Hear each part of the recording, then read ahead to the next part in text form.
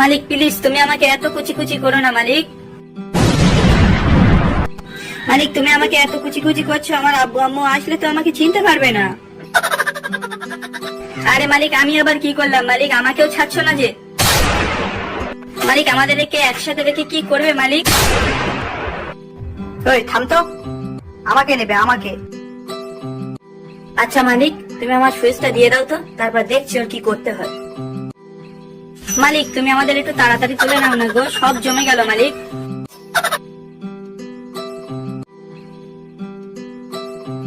আরে আরে মালিক তুমি আমাকে পিস পিস করে কেটে কি করবে বলো তো মালিক? মালিক আমাদের গরম তেল থেকে একটু তাড়াতাড়ি তুলে নাও, নাহলে আমাদের পিছনটা পুড়ে যাবে মালিক। ও বুঝছি।